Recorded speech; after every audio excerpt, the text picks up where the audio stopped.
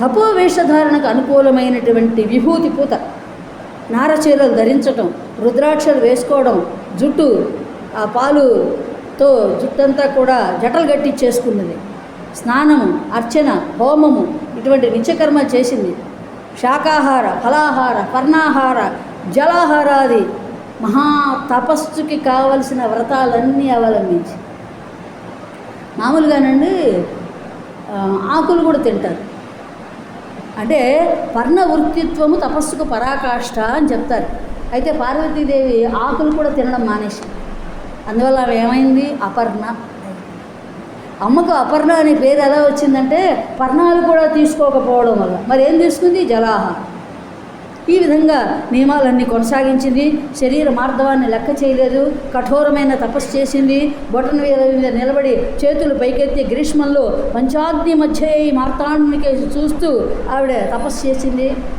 గ్రీష్మ ఋతువులో వర్షాకాలం వచ్చేసరికి ఆరు బయట జోరున పడేటువంటి వానలో నిలబడి తపోదీక్ష చేసింది. అప్పుడు ఆవిడ జడల మీద పడినటువంటి ఆ వాన చినుకులు ఎలా ఉన్నాయంటే దేవతలు ఆవిడ మీద ముత్యాల శేషలు జల్లినట్టుగా ఉన్నాయి. శేషలు అంటే అక్షతం, అంత అద్భుతంగా ఉన్నాయి. ఆ తర్వాత హేమంతంలో కుత్తుకబంటి నీటిలో నిలబడి ఒంటరిగా నిలిచి తపస్సు చేసింది.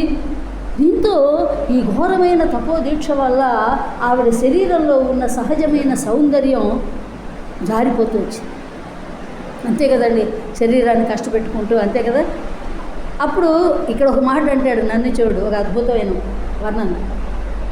అంటే ఈవిడ ఏం చేసిందంటే తన శరీరంలో ఉన్న సహజమైన సౌందర్య విషయాలన్నింటినీ, అంటే తన ముంగురులనేమో తుమ్మెదల్లో పెట్టిందిట, తన మందగమనాన్ని హంసలకు ఇచ్చేసిందిట, తన ముఖకాంతిని తామరలలో పెట్టిందిట, తన శరీర కోమలత్వాన్ని తీగల్లో ఇచ్చేసిందిట, తన చంచలమైనటువంటి చూపులను లేళలో దాచిపెట్టి అన్నట్టుగా విప్రేష అన్నట్టుగా ఆవిడ శరీరంలో ఇవన్నీ కనిపించకుండా మాయమైపోయినాయి తపస్సు వల్ల.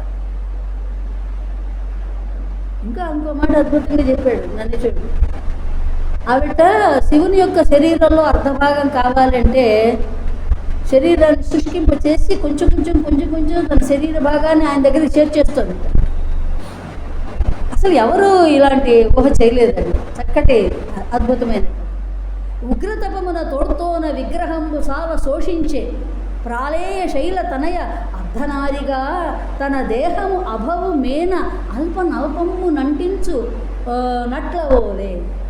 కొంచెంగా తన శరీరాన్ని ఆయనకి అంటిస్తోందా అన్నట్టుగా ఆవిడ శరీరం కృషించింది తపస్సు వల్ల. ఇది వాస్తవమైన విషయం. దీన్ని కవి యొక్క ఊహ ఏం చేస్తున్నాడు? ఇలా సగభాగం ఆయనకి పంపించేస్తోంది అన్నట్లుగా ఆవిడ శరీరాన్ని శుష్కింపచేస్తుంది. ఇంకొక తమాషా ఏంటంటే ఆవిడ ముఖం పద్మంలాగా ఉంది, కానీ గ్రీష్మంలో ఆవిడ అట్లా ఒక పక్క పైనుంచి ఎండవేడి తగులుతోంది, చుట్టూ పంచాగ్ని మధ్య ఉంది, పైనుంచి సూర్యకిరణాలు పడుతున్నాయి. ఆవిడ ముఖ పద్మం వాడిపోయింది, కానీ ఆవిడ కళ్ళు ఎలా ఉన్నాయి? కలువల్లాగా ఉన్నాయి. ఆ కలువలు మాత్రం మిలమిలా మెరిసిపోతున్నాయి. అప్పుడు కవి అంటున్నాడు, పగలే రాత్రి వచ్చిందా అన్నట్టుగా ఉంది. కరకర కరహతి ముఖ సరసి రుహము కడు వంది కాంతిషడ నయనేంది వరములలరే గిరిజ తప స్థిర శక్తిని పగలు రేయి శేషను అనగా. అంటే సూర్యుడు ఉదయిస్తే పద్మ వికసించాలి, కానీ ఇక్కడ ఏం జరిగింది? రివర్స్ అయిందన్న. పద్మం వాడిపోయింది, ఆవిడ ముఖపద్మం వాడిపోయింది.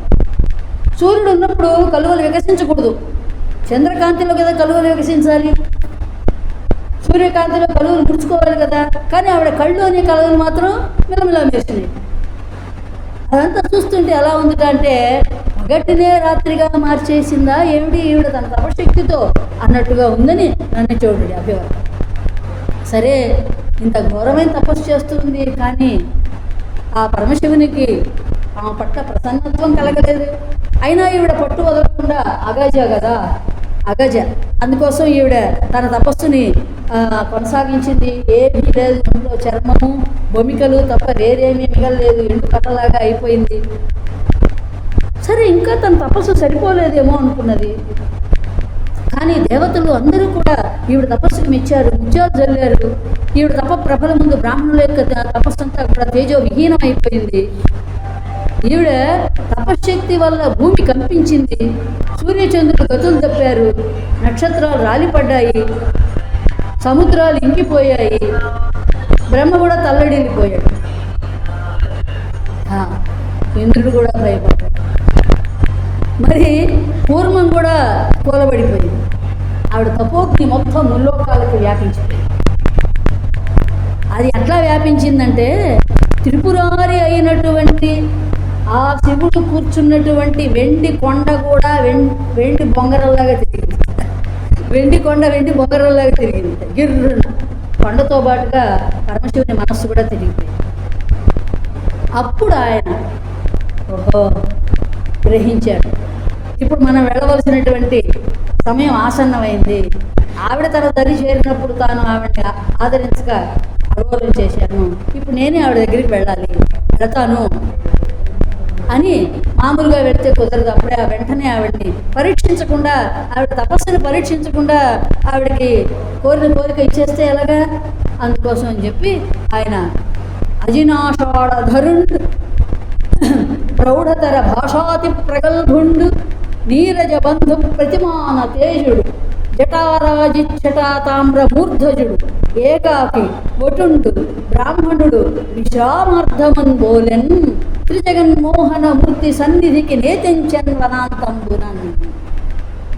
ఇది పూర్తిగా కాళిదాస మహాకవి శ్లోకానికి యాజ్ టీజ్గా ఉన్నట్టుగా ఈయన అనువాదం చేసేసాడు శ్రీనాథ్. ఆయన అజినాషాఢధర ప్రగల్భవాక్ జ్వలం నివ బ్రహ్మమయేన తేజస, అదే విశేషణాలు, అవే మాటలు ఇది ఇక్కడ ఇష్టం. ఏమిటయ్యా అంటే అర్థం తెలుసుకోవాలి కదా, ఎలా వెళ్ళాడు పట్టబట్టు అంటే వేడి చర్మాన్ని పాలాష దండాన్ని, వేడి చర్మం కట్టుకున్నాడు, పాలాష దండం పట్టుకున్నాడు, ప్రగల్భంగా మాట్లాడుతూ ఉన్నాడు, బ్రాహ్మణ తేజస్సు ఉట్టిపడే విధంగా ఉన్నాడు, వైరాగ్య వేషంలో ఉన్నాడు, బ్రహ్మచర్యమే ఈ రూపాన్ని ధరించిందా అన్నట్టుగా ఉన్నాడు. ఉపమా కాళిదాసస్య ఉత్ప్రేక్ష నన్నచోడస్య, అదనమాట అక్కడ విషయం. ఉపమా కాళిదాసస్య ఉత్ప్రేక్ష నన్నచోడస్య, వీళ్ళని అనుసరించడమే శ్రీనాథుడి పని. అయితే అలా ఉన్నాడా, అలా ఉన్నట్లుగా ఈయన బయలుదేరి ఆమె తపస్సు చేసుకుంటున్న ప్రదేశానికి వెళ్ళాడు. సరే, ఎవరో సన్యాసి బైరాగి వచ్చాడని చెప్పి ఆవిడ సపర్యలు చేసింది, ఆయన గౌరవించింది, అలా కాసేపు కూర్చున్నట్టు నటించాడు, వెంటనే లేచాడు, ఆవిడతో మాటలు మొదలుపెట్టాడు, కుశల ప్రశ్నలు వేశాడు. ఏమా ఏమిటి ఇంత బాగా తపస్సు చేసేస్తున్నావు, ముల్లోకాలు గడగడలాడిపోతున్నాయి అని ఆవిడ తపస్సును మెచ్చుకున్నాడు. ఏమిటి అసలు, ఎందుకు ఇంత ఉగ్ర తపం చేస్తున్నావు, ఏమిటి కారణం, ఎవరి కోసం అని అడిగాడు. ఏనును బ్రహ్మచారి తరలక్షణ నీవును కన్యనెంత కాలానకు నీకు పెండ్లియగు ఫలంబగు నేని విచారమేల సన్మానము తోడ నన్ను మునిమాన్యు వివాహము గమ్ము లెమ్ము కాదేని తపంబులోని సగమిచ్చెద మాను తపోభిమానము. ఎందుకు చేస్తున్నావు అమ్మా తపస్సు, ఇంత కష్టపడ్డా నీకు అవసరమా, పెళ్లి కావాల్సిన పిల్లవి, ఇలా అయిపోతే ఎలాగా, కావాలంటే నా తపస్సులో సగభాగం నీకు ఇస్తాను, నేను బ్రహ్మచారిని, నువ్వు తరలక్షణవు, నేను చేపట్టమన్నా చేపడతాను. ఇలా మాటలన్నీ సందరంగా చక్కగా మాట్లాడేశాడు.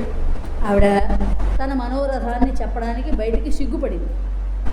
చెలికత్తె చేత ఆవిడని చెప్పమని సైగ చేసి అప్పుడు ఆ చెలికత్తె చెప్పింది, ఆమె పరమశివుణ్ణి అపేక్షించి తపస్సు చేస్తూ ఉన్నదండి.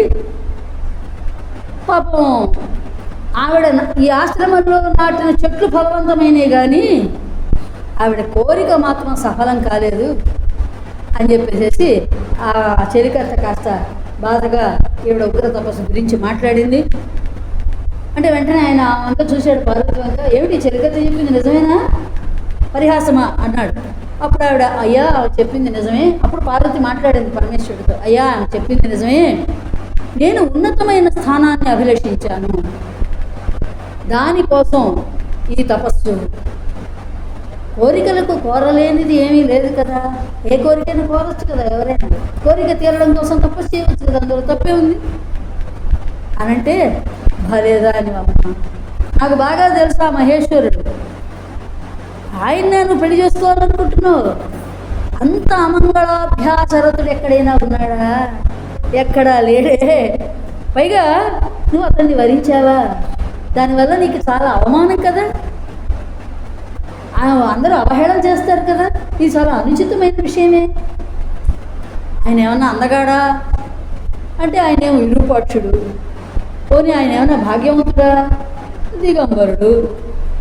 పోనీ ఎప్పుడు ఎక్కడ ఎవరికి పుట్టాడో, ఆయన తల్లిదండ్రులు ఎవరో, ఆయన వంశం ఏంటి ఎవరికైనా తెలుసా? ఎవరికీ తెలియదు. పైగా నువ్వు ఆయన దగ్గరికి వెళితే పాములు బుసు బుసు బుసుమని మీదకి వస్తాయి కదా. రాటి వాడిని వరించావేంటి నువ్వు? పెద్దలు మాట చెప్తారే, కన్యా వరైతే రూపం మాతా విత్తం పితాశ్రుతం బాంధవా కులమిచ్చంతి ఇతరే జనా మృష్టాన్నం ఇచ్చింది. తల్లేమో కన్యేమో రూపాన్ని చూస్తుంది, తల్లేమో డబ్బు చూస్తుంది, తండ్రి ఏమో చదువు చూస్తాడు, బంధువులేమో కులగోత్రాలు బాగున్నాయా లేదా అని చూస్తాడు. ఇక మిగతా వాళ్ళు వచ్చి భోజనం చేసిపోతారు. ఎన్ని రకాల పెడితే అన్ని రకాలు. ఇప్పుడు ఇందులో వరుడికి ఉండాల్సినటువంటి లక్షణాలు ఏ ఒక్కటి లేదే ఈయనకి. నువ్వు ఏమని ఆయన్ని వరించావు, అందుకోసం ఎందుకు ఈ పెద్ద తపస్సంతా కూడా చేస్తున్నావు అని చెప్పేసి ఆయన చాలా నిరాశపరుస్తూ, నువ్వేమో పట్టు పీతాంబరాలు కట్టుకున్నావా, ఆయనేమో గజచర్మం ధరించాడా, నువ్వు రాజప్రసాదాల్లో తిరుగుతావా, ఆయన పొద్దు పుట్టుకు పుట్టుకు అనుకుంటూ ఆ ముసలి ఎద్దును ఒకదాన్ని ఎక్కేసి తిరుగుతూ ఉంటాడా, అది గట్ట కూడా కదలదు. పైగా శ్మశానంలో సంచరిస్తూ ఉంటాడు. అబ్బబ్బే కుదరదమ్మా. కయ్యానికైనా కయ్యానికైనా సమానత్వం ఉండాలంటారు. ఎక్కడుంది మీ ఇద్దరి మధ్య ఆనుకూల్యత? ఎక్కడ కనపడటం లేదే అంటూ శివనింద చేసి కాళిదాసు అంటాడు, చాపల్యమనే సర్పాన్ని ఆహరించడానికి ఈ దూషణం కిరాతగానము. ఎక్కడైనా ఆవిడలో చపలత్వం అనేది ఉంటే ఈ శివనింద వల్ల, శివదూషణ వల్ల అది పోవాలి. కానీ ఆవిడ అఘోరమైన తపస్సుతో సుస్థిర మనస్కురాలు అయిపోయింది. సమత్వం వచ్చేసింది. ఆవిడ వేటికి కూడా ఆవిడేమీ భయపడేది కాదు, ఏమీ లేదు. పూర్వజన్మలో సతీదేవిగా ఉన్నప్పుడు శివదూషణ విని చాలా బాధపడింది. ఇప్పుడు మళ్ళీ ఈ శివనిందోక్తులు, ఈ అపరిచితుడైన బైరాగ ఒక ఆయన వచ్చేసి ఇలా మాట్లాడుతుంటే ఊరుకుంటుందా? అస్సలు ఊరుకోలేదా? ఆ మాటలు వినగానే ఆవిడకి కోపం వచ్చేసింది. కళ్ళు ఎర్రబడ్డాయి, పెదవి అదిరింది, దుకుటి ముడిపడింది. వెంటనే ఆవిడ అలోక సామాన్యమచించ హేతుకం ద్విషంతి మందాశ్చరితం మహాత్మనా. అలోక సామాన్యులైన మహాత్ముల యొక్క చరిత్రను, యథార్థాన్ని మూఢులు తెలుసుకోలేరు. ఎప్పుడు వాళ్ళని నిందిస్తూ ఉంటారు. వాళ్ళు మూఢులు కదా. అందుకోసం ఈ లోక రీతి దీన్ని అనుసరించి ఆవిడ ఏం చేసిందంటే, ఇక నిందోక్తులను మనం వినకూడదు, తన నిషితోక్తులతో వాటిని ఖండించాలి అనుకొని ఏమిటండి, ఆయన లోకాతీత మహిమాస్పదుడు. ఆయనకు సంపద ఏమిటి, ఆయనకు భూషణాలు ఎందుకు, ఆయనకు వాహనాలు ఏమిటి, ఇవన్నీ మీరు గ్రహించాలంటే మీలో కూడా కొంత సంస్కారం ఉండాలి. అది లేదు మీకు అని వెంటనే ఆయన్ని విమర్శించేసి, పైగా సకల జగత్తును రక్షించేటువంటి వాడు, నిరాశిషుడు, ఆయనకేం కోరికలు, అశోపహతాత్మ వృత్తి కలవాడు. అంటే కోరికలు నిగ్రహించడం చేత సుస్థిరమైన మనస్సు కలిగిన వాడు. ఆయనకు మంగళం ఏమిటి, అమంగళం ఏమిటి? కోరికలు ఉండేవాడు కదా, మంగళంగానే అమంగళంగా. ఆయనకి ఏ కోరికలు ఇంకెందుకు? కాబట్టి నువ్వు చేసినటువంటి నింద శివుని పట్ల చెల్లదు. ఆయన దిగంబరుడైనా అందరికీ సంపదలు కలిగిస్తాడు, సంపత్ ప్రభవుడైన, శ్మశానవాసి అయినా త్రిలోకనాథుడు, సర్పధారి అయినా, ఏనుగు చర్మం కట్టినా, ముసలి గొడ్డు నెక్కినా, చంద్రుడిని శిరస్సు మీద ధరించిన ఆయన ఏదైనా కూడా ఏం చేసినా విశ్వమూర్తి ఆయన. అటువంటి పరమేశ్వరుని గురించి ఆయన శరీరం ఇట్లాంటిదని చెప్పి ఆయన నువ్వు ఇలా విమర్శిస్తున్నావే. ఒక్క విషయం తెలుసుకో, ఆ కైలాస శిఖరం మీద ఆ నటరాజు సాయంకాల వేళ తాండవం చేసినప్పుడు ఆయన ఒంటి మీది నుంచి పడినటువంటి ఆ విభూది లేశం కోసం దేవతలంతా తోసుకుంటారు, ఎగబడతారు. అటువంటి వాడు విభూతి అంటే సంపదే కదా. ఆయనకి ఏం లేదంటావు, ఆపేసేవయ్యా బాబు. ఐరావతాన్నిక్కి తిరిగే ఇంద్రుడు కూడా ఎద్దునెక్కి తిరిగే ఈ హరునికి ఎప్పుడు మొక్కుతూ ఉంటాడు. ఇంకా ఆపేసేయి, నీ మాటలన్నీ ఆపేసేయి అని ఆవిడ తన అనన్యమైన శివభక్తిని ప్రకటిస్తూ ఖండించేసింది ఆ బ్రహ్మచారి యొక్క మాటను. ఇంకా మాట్లాడలేదు. కారణం ఏంటంటే చిత్త వృత్తులు విచిత్రాలుగా ఉంటూ ఉంటాయండి. పెద్దవాళ్ళు అంటూ ఉంటారు ఆ మాట, విచిత్ర రూపాలు కలు చిత్తవృత్తయ. ఒక్కొక్కరిది ఒక్కొక్క రకమైన విశ్వాసం, ఎవరి విశ్వాసాలు వారివి. అయితే మూర్ఖం ఛందానురోధేనా అనే మరొక మంచి మాట కూడా. మూర్ఖుడిని వాని భావాన్ని అనుసరించి వశపరుచుకోవాలి అనే న్యాయం కూడా ఉంది. వెంటనే అన్నది పార్వతి పరమేశ్వరుడితో, అదే ఆ వటు రూపంలో ఉన్న పరమేశ్వరుడితో, చాలయ్యా నీ వివాదాలు, ఇక నువ్వు వెళ్ళిపో, ఇవన్నీ నేను వినేశానులే. నేను శివుని యందు మాత్రమే నిలబడినటువంటి నా మనస్సు అతని పట్లే సుస్థిరమైంది, కాబట్టి నేను యువతలకి రాను. నువ్వు ఏ నిషేధాలు విధించినా నేను వాటిని పరిగణించను అని ఒక రాస టీవీతో పార్వతీదేవి అతనికి హెచ్చరిక చేసేసి, అసలు ఈ హెచ్చరిక భగవద్విశ్వాసాన్ని ప్రశ్నించే వాళ్ళందరికీనేమో అన్నట్టుగా అనిపిస్తుంది. భగవంతుడు ఉన్నాడని లేడని రకరకాలైన లేడని నాస్తికమైన ఉక్తులు పలికే వాళ్ళు ఉంటారు కదా, వాళ్ళకు చేసిన హెచ్చరికలాగా అనిపిస్తుంది అన్నమాట ఈ పార్వతి చెప్పిన మాటలన్నీ కూడా. సరే, భగవద్విశ్వాసం అనేటువంటిది అనుభవైక వేద్యం, ఎవరికి వారే సాధనతో తెలుసుకోవాల్సి. సాధన లేనివాడికి శివుడు ఉండడు, సాధన కలిగిన వాడికి పరమశివుడే ఉంటాడు. ఇది వేరే వాళ్ళు చెప్పక్కర్లేదుగా.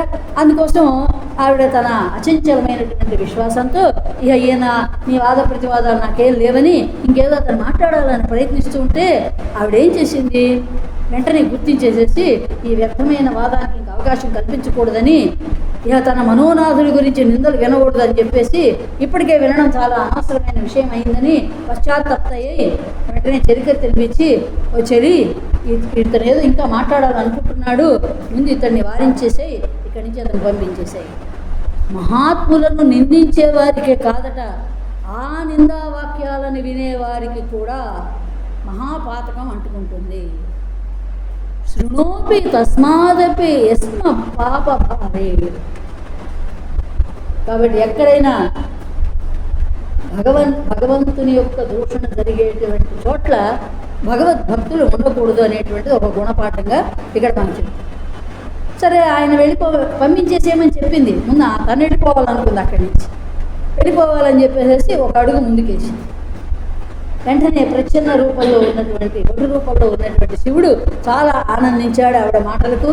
సరే, ఇంకెక్కువసేపు పరీక్ష చేయకూడదు, ఆయన అసలే దయాళువు కదా, ఆవిడని వెంటనే ఇంత ఎక్కువగా మాట్లాడకూడదు ఆవిడతో అని చెప్పి భక్తులను అంతగా కఠినంగా పరీక్షించే స్వభావం కలవాడు కాదు శివుడు.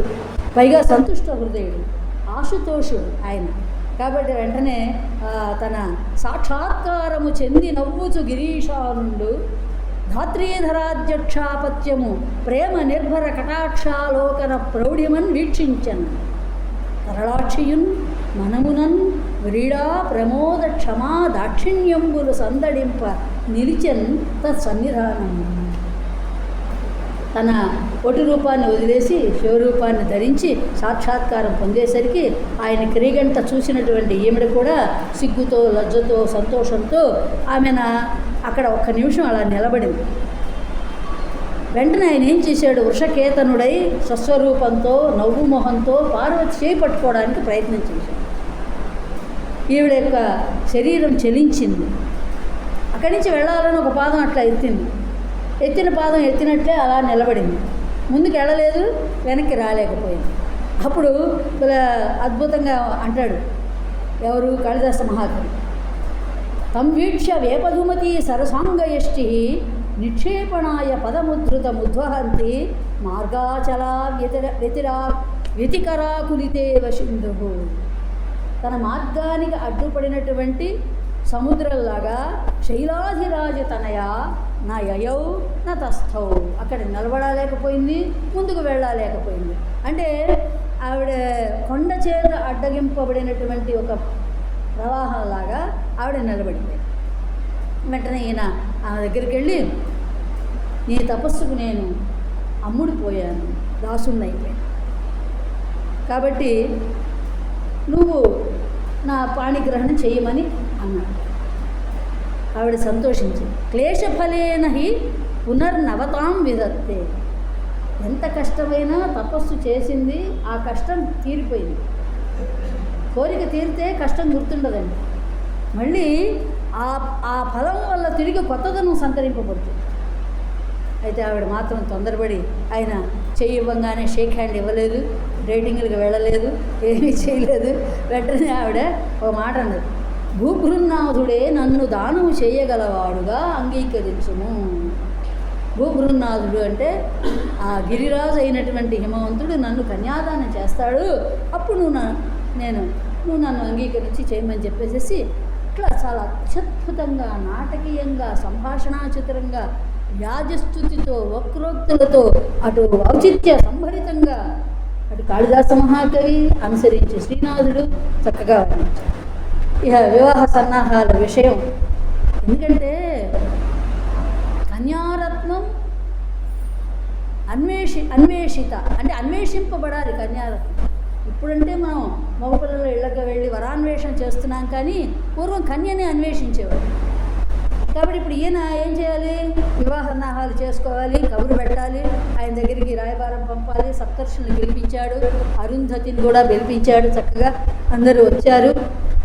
వాళ్ళందరూ ఆ ఆదరభావంతో చూశాట అరుంధతిని. అంధకారి అరుంధతిని ఆదరించి గౌరవంబున భేదంబు కలుగకుండా పెద్దవారికి స్త్రీపుం విభేదమేలా మాననీయము పుణ్యకర్మంబుగాక. కాళిదాసు ఇదే భావన రాశాడు, దీన్నే శ్రీనాథుడు అనుసరించాడు. చూడండి విచిత్రం, ఇక్కడ పుణ్యకర్మము మాననీయమైనప్పుడు స్త్రీ పురుష భేదాలు ఏమిటి? కాళిదాసు మహాకవి చాలా ఆధునికుడండి. అప్పుడే అన్నాడు, పురాణమిచ్చే వనసాధు సర్వం నచాపి కావ్యం నవమిత్యవద్యం అన్నాడు. అప్పుడే కాళిదాసు పాతదని ఆదరించక్కర్లేదు, కొత్తదని తోసిపుచ్చక్కర్లేదు, రెండూ ఉండాలి, రెండింటి యొక్క సమన్వయం ఉండాలి. కాబట్టి స్త్రీ మంచి పూజనీయమైన పని చేస్తే ఆవిడ ఎందుకు గౌరవించకూడదు, ఎందుకు పక్కన పెట్టాలి? ఇద్దరు సమానులే కదా అని ఆవిడ్ని గౌరవించాట అరుంధతిని. ఎవరు? శివుడు. పైగా ఆవిడ్ని చూసేసరికల్లా తనకు కూడా దారా పరిగ్రహం చేయాలనిపించింది, భార్యను పొందాలనే కోరిక కలిగింది. సరే సప్తఋషులు, బాబు పరమశివుడు అంతటి వాడు తమను పిలిపిస్తే మేమేం పని మీ చేయాలి, ఏమిటి, ఎందుకు మనకు పిలిపించావు అని అడిగితే అప్పుడు ఆయన చెప్పాడు. ఎంత బాగా చెప్పాడు తెలుసా శివుడు, నాకు పార్వతి మీద మనసు అయింది, నేను చేసుకోవాలి అని అట్లాంటి పిచ్చి మాట్లాడి శివుడు మాట్లాడు. సంయత చిత్తుడు ఎలా చెప్పాడంటే, నా హృదయ వృత్తి మీకు తెలుసు కదా, వృత్తి అంటే ఆలోచన, నా మనసులో ఆలోచన మీకు తెలుసు కదా, అది ఏదైనా లోకరక్షణమే ప్రయోజనంగా ఉంటుంది. దేవతల ప్రార్థన మీద నేను పార్వతిని ధర్మపత్నిగా అపేక్షిస్తాను. దేవతల ప్రార్థన అప్పటికే మరి అంతా తెలిసిపోయింది కదా, తారకాసుర సంహారం అంటే ఈవిడ చేసుకోవాలి వివాహం. కాబట్టి మీరు హిమాచలానికి వెళ్ళండి, కార్యాన్ని సంఘటించండి, అది ఎలా చేయాలో మీకు నేనేం చెప్పక్కర్లేదు అన్నాడు. సరే మహాప్రసాదం అని వీళ్ళు వెళ్ళారు. హిమవంతుడు వాళ్ళని గౌరవించాడు, అతి సత్కారాలు చేశాడు. మీరు ఏ పని మీద వచ్చారో ఆనతి ఇవ్వమని అడిగాడు. అప్పుడు మునులందరూ మాట్లాడకూడదుగా వాళ్ళ పక్షాన అంగిరసుడు మాట్లాడాడు. నీ కూతుర్ని వివాహం ఆడడానికి అడిగి రమ్మని మమ్మల్ని పంపించాడయ్యా ఆ పరమశివుడు. ఆవిడని శివుడికి ఇచ్చి వివాహం చేస్తే ఈ త్రైలోక్యానికి పరమశివుడు తండ్రి అవుతాడు, నీ కుమార్తె తల్లి అవుతుంది. జగత పితరౌ వందే పార్వతీ పరమేశ్వర. పైగా నీవు ఆయనకు నీ కూతుర్ని ఇస్తే నువ్వు ఆయనకు బంధువు అవుతావు, గురువు అవుతావు. ఈ సంబంధం కలిస్తే అత్రికులము దేవకులము రెండు కలిసిపోతాయి. కాబట్టి కన్యాదానం దాతవట నీవు, మేము సంధాతలమట, గారవపు పెండ్లి కూతురు గౌరీ అట, శంభుడట పెండ్లి కొడుకు, ఇది సంప్రదాయం అభినుతింపదగు పర్వతాగ్రగణ్య అన్నారు వాళ్ళు. సరే అసలు అభ్యంతర పెట్టడానికి ఏమీ లేదు. కానీ ఇక్కడ కూడా గమనించాల్సిన ఒక విషయం ఉంది. అంటే కథ తెలియడం కాదు, అందులో ఉండే లోపల సూక్ష్మమైన విషయాలు కూడా తెలియాలి. వెంటనే పర్వతరాజు వాళ్ళకి ఓకే అనలా. నారదుడు చెప్పాడు కదా సరే అని వెంటనే అనలా.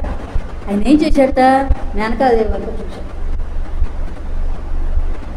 చాలామంది పురుషుల అహంకారంతో ఇంట్లో భార్యలకు చెప్పకుండా పిల్లల పెళ్ళిళ్ళు నిర్ణయించేస్తున్నారు. చాలా తప్పు. హిమవంతుడు ఏం చేశాడు, మేనకాదేవి వరకు చూశాడు. తనకు ఉంది కోరిక, కానీ ఆవిడ చెప్పాలి కదా. కన్యకాదాన వేళల కలదు చనువు చితి గృహస్థుల కంటే సద్గేహిములు. ఇది శ్రీనాథుడి మాట. మూలం కూడా అలాగే ఉందండి. కాళిదాసు కూడా అలాగే చెప్పాడు. ప్రాయేణ గృహిణీ నేత్రాహ కన్యార్థేషు కుటుంబినః. పిల్లల చిత్తవృత్తి తల్లికి తెలుస్తుంది. ఇక్కడ అసలు పార్వతి చిత్తవృత్తి ఇప్పుడు అందరికీ తెలుసు. కానీ తన భార్య అంగీకరిస్తేనే తన కుమార్తెను ఆమె తపస్సు చేసింది. నారదుడు చెప్పాడు, ఈయనకి ఇష్టమే. కానీ ఆవిడ అభిప్రాయం అయితే ఆవిడేం కాదంటుందా? పతివ్రతలైనటువంటి స్త్రీలు భర్తకి ఇష్టమైన దాన్ని కాదని అనరుగా, కాదని ఇంకో అడుగు ముందుకు వేరేగా వెయ్యరుగా. పరస్పరం దాంపత్యంలో కార్యాల వేళల్లో భార్యాభర్తలు ఒకరికొకరు ఇచ్చుకోవలసినటువంటి గౌరవ విధానాన్ని ఇక్కడ కాళిదాసు మహాకవి. సరే ఆయనకి అవును కాదే అనుకుంటా పార్వతీదేవిని పిలిచి సప్తఋషులకి నమస్కారం చేయిస్తూ శివుని అర్ధాంగలక్ష్మి మీకు నమస్కరిస్తున్నది అన్నాడు. వెంటనే వాళ్ళు ఆశీర్వదించారు. ఆవిడ అరుంధతి అయితే పార్వతిని చక్కగా ఒళ్ళో కూర్చోబెట్టుకుంది. ఇక్కడికి 4వ రోజున వివాహ ముహూర్తం నిశ్చయించారు. ఋషులంతా వెళ్ళారు, శివునికి విషయం అంతా చెప్పారు. పార్వతీ పరమేశ్వరుల వివాహ మహోత్సవానికి బంధువులంతా తరలి వచ్చారు. శ్రీనాథుడు పెద్ద వచనం రాశాడు. వాళ్ళని వధూవరులుగా చక్కగా అలంకరించారు. బంగారు కంకపత్రము కెంగేల ధరించి ఒప్పి గిరినందన. ఆమె చక్కటి ఆభరణాలు ధరించింది. ఆవిడ ఎలా ఉన్నదిట, తుమ్మెదలతోడ కూడిన తమ్మి ఓలే జలద రేఖాయుతంబైన చంద్రు పగిది కాలమున కుంతలంబులు ఏర్పరిచినప్పుడు నిలవుగా తోచే గిరికన్య నెమ్మగంబు. పార్వతీదేవి యొక్క ముఖం ఎలా ఉందిట అంటే పద్మంతో పోల్చాడు వదనాన్ని, ఆ తర్వాత చంద్రుడితో పోల్చాడు చక్కగా. ఇక మరి పాపం శివుడికి ఎవరున్నారు? సప్త ఋషులు అరుంధతినేనా? మరి ఆయనకు అలంకారం చేసేవాళ్ళు ఎవరు అంటే ఆయనకేమిటండి, జగమంతా కుటుంబం ఆయనదేమో. అంతా కుటుంబం ఆయనదే అయినప్పుడు ఆయనకి సప్త మాతృకలు వచ్చేసారు. వాళ్ళు వచ్చేసేసి కానుకలు సమర్పించారు శివుడికి. బ్రాహ్మి భసితాండం ఇచ్చింది, మాహేషి రుద్రాక్షమాలను, కౌమారి భిక్షా కరోటిని, వైష్ణవి తోలు వస్త్రాన్ని ఇచ్చింది, వారాహి దుబ్బలు అంటారు, అంటే భుజాల మీద వేసుకుంది, వారాహి జింకనిచ్చింది, హస్తే కురంగం గిరిమధ్య రంగం. శ్రీశైలంలో ఉన్న స్వామిని హస్తే కురంగం, ఆయనకి జింక ఉంటుంది కదా చేతిలో. ఆ తర్వాత ఇంద్రాణి చేతులకు ఆభరణాలు అందించింది. అవన్నీ సప్తమాతృకలు ఇచ్చిన వాటన్నింటినీ దేవదేవుడు ఆమోదంతో అవతరించాడు, సింగారించుకున్నాడు. శివుడు వృషభ వాహనుడైనాడు, ఓషధీపురానికి వచ్చాడు. హిమవంతుడు ఆయనకి ఎదుర్కోలు చేశాడు. మేనకాదేవి బంగారు పాత్రలతో నీరు పోస్తూ ఉండగా పరమశివుని పాదాలను కడిగి కన్యాదానం చేశాడు హిమవంతుడు. పట్టు తెరచీర చాటున బ్రహ్మ మంత్రవాద పూర్వముగా తలంబ్రాలు హస్తకమలముల దోయిలించి శ్రీకంధరుండు గౌరి శిరసున పూంచెను కౌతుకమున. చక్కగా ఆ తెరపచ్చడం పట్టారు. ఆయనేమో తలంబ్రాలు పోశాడు. అంటే ఇక్కడ జీలకర్ర బెల్లం అంటలేదు, శ్రీనాథుడు తలంబ్రాలు పోశాడని చెప్పాడు. ఆవిడ కూడా బంధుజనోపదేశంతో ఆ కాలకంధరుడు అయినటువంటి ఆయన శివుని యొక్క శిరస్సున ముత్యాల ప్రాలు పోసింది. ప్రాలు అంటే బియ్యం పోసింది. అంతా తెలుగువారి వివాహ పద్ధతిలోనే శ్రీనాథుడు పెళ్లి జరిపించేశాడండి. మనకి తెలిసింది అంతా ఏమిటి, వధూవరులిద్దరినీ పక్కపక్కన కూర్చోబెట్టడం, చేతులు పట్టించడం, హోమగుండం నిలపడం, అగ్ని చుట్టూ కూడా 7 సార్లు ప్రదక్షిణం చేయించడం. మరి అరుంధతిని అందరికైతే ఆకాశంలో చూపించాలి, కానీ ఆ పక్కనే ఉంది కదా. ఇదిగో అరుంధతి అని చక్కగా అరుంధతిని పక్కనే చూపించారు. రాజహోమం చేశారు, పెద్దలందరికీ నమస్కారాలు చేయించారు, వాళ్ళ ఆశీర్వచనాలన్నీ పొందారు. ఇట్లా గిరిజా కళ్యాణ వైభవాన్ని అచ్చమైనటువంటి తెలుగువారి ఇంటి వైభవంగా అత్యద్భుతంగా శ్రీనాథ మహాకవి వర్ణించాడు. సతీ వియోగంతో విరక్తుడైనటువంటి పరమశివుడు భార్యానురక్తుడై గిరియను చేపట్టి మన్మధుడిని అనుగ్రహించి ఆయన్ని పునరుజ్జీవితుడిని చేసి ఇష్టోపభోగాలు పొందాడు. కాకపోతే పాపం మన్మధుడికి శరీరం లేకుండా పోయిందే కానీ అనంగుడైనాడే కానీ ఆయన ఉన్నాడు. ఆయన లేకపోతే సృష్టి ఎలా జరుగుతుంది? పరస్పర తపస్సంపత్ఫలాయిత పరస్పరౌ ప్రపంచ మాతాపితరౌ ప్రాంచౌ జయాపతి స్థుమః. ఇట్లా ఒకరి తపస్సుకు మరొకరు తపఫలంగా వచ్చినటువంటి వారు, ప్రపంచానికి మాతాపితరులైన వారు, ఆది దంపతులైనటువంటి పార్వతీ పరమేశ్వరు. ఈ గౌరీ కళ్యాణ కథను విన్నవారందరికీ, చదివిన వారికి, చెప్పిన వారికి భోగము మోక్షము రెండూ కలుగుతాయని ఫలశ్రుతి. అటువంటి జగత పితరులైనటువంటి పార్వతీ పరమేశ్వరులు మనందరి మీద కూడా అనుగ్రహ వీక్షణాలని ప్రసరింప చేయాలని ఆశిస్తూ భావిస్తూ హర హర మహాదేవ్.